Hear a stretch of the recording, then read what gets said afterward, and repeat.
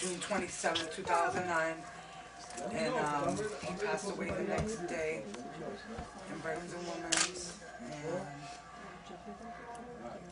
And even though my son was in a gang, to me, and to everybody that know him, it wasn't really about the gang. Like, a lot of people don't really know my son. He was a lot like me.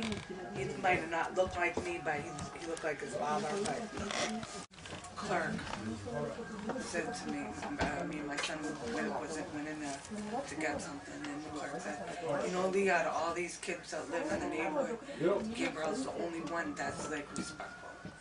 The only kid. There's a lot of kids that live in like my neighborhood. And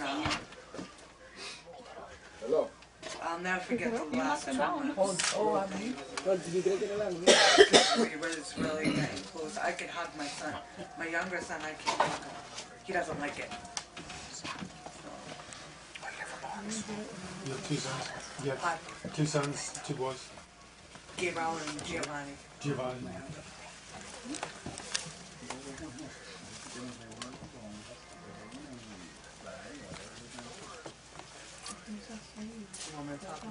Oh, sure. Yeah, go ahead. Well, like, Denise has spoken about, Gabriel also, which has been in Tribune already, he was able to donate his organs. It wasn't a hard decision for me, though. It was, I don't know what made me think of it, but I have brought it up before. They had asked me if I wanted to donate or not. So I made the choice. I met the man that has my son Todd. He lives in New York. They came down to Lowell, where they had a National Day of Remembrance for the murdered victims. And then we went to my sister's house for like a get together, cookout, whatever. And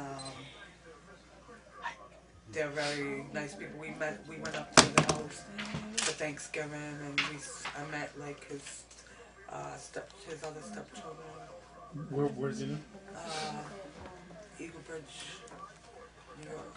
Eagle Bridge? Yep. Gotta be upstate. Upstate, yep. Okay. Very cold in the mountains. It was very, very cold. Was it like meeting him at a sharing table with the guy, you know, your son's heart is beating in his chest? It's crazy. Like, there's no words to express, like, the emotions. Like, meeting him. You know, knowing my son. I won't touch my son's heart. Like, well, not my son's heart, but it's not Mark's heart, but it's nice to know my son saved, like, actually has got to meet the person that has his heart.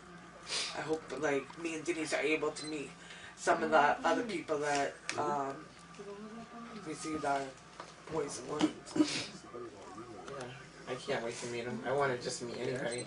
Yeah. I mean, or even get a letter, because I have gotten letters from 2 of them besides me and Mark, so one person I haven't heard from. Can I see those letters at some point? Sure. Okay. nice. I just got the letter seeing who they went to. Yeah, that's usually what they do. Yeah, I have a letter. I try to remain cautious. Can I see the letters that you have? Would that be okay? Okay, maybe before I leave today. Oh yeah. I keep in the box with these cards that I don't look at. I mean, his death certificate is in there, but I'm not able to look at it. It's really not like a letter. It's more like it's like a summary. It'll say like a 60-year-old man, and it tells us a little bit about the person. Yeah. Like, I really want to meet all of them, but there's an 18-year-old girl. She sounds just like my son. Yeah. Like she likes iPods and stuff like that. Like Timothy used to like. He loved music and everything, and she loves everything that Timothy loves. So that's why I just want to meet her, because she's a lot like Timothy. What did she get? She got his right kidney, and that's funny because there's a girl that was Gabe's age, and she got one of his kidneys too, the same age, and like that's the person that I wanted to meet the most. Yeah. But I ended up because when I had written a letter to the recipients, I put my name, and I have kind of an odd name. My son has a odd name. My mom has a weird way of spelling her name, so they looked it up, and they're the ones that found me Mark, the man who has my son's heart. This is Calvin's sister. How are you? Good, how are you? I'm Keith Eddings with the Eagles Tribune. I think you know what we're up to here. And I can guess that that's Calvin, right? Yes. Okay. He was your brother. Correct. Are you two sisters? No, I'm Justin's Justin's sister. Justin's sister, okay. Okay, Sonia, right? Sonia, why don't you tell us a little bit about Anne-Marie. Anne-Marie. Anne-Marie. Sonia's my mom. Right, Anne-Marie, why don't you tell us a little bit about Justin? Want to sit next to your mom? You don't mind?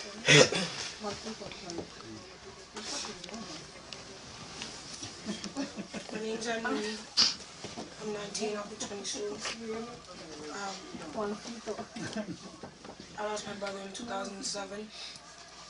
He was my best friend. I told him everything. No matter how bad or ugly it sounded, I told him everything. And they took him from me. And now I'm having a baby, and so is my sister. And they'll never get to meet him. He was a good guy. He had a nice heart. Friendly with everybody. I don't think I've ever met anybody who can say they hated him. Looking at his boys remind me of him every day. I wish I can dream of him, but I don't. I don't like having tears of sadness. I like having tears of happiness from him. When people talk about him, I don't like to hear it. He helped me throughout everything. If it wasn't for him, I don't think I'd make it far. He helped me make it through Lawrence. I hated Lawrence. And now I hate it even more. But I don't leave because my family's here. And I don't have any other choice. I don't see his daughter. He's like my twin. Everybody looked up to him, so did I.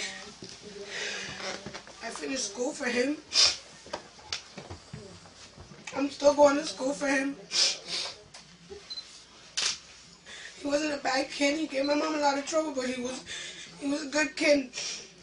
He didn't get arrested for bad things. He only got arrested for stupid things.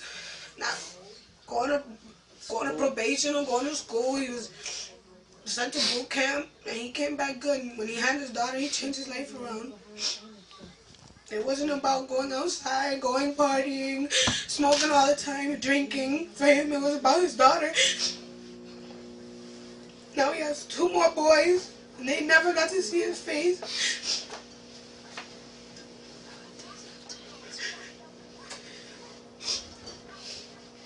Why do you call your brother your best friend? I told him everything. We went everywhere together.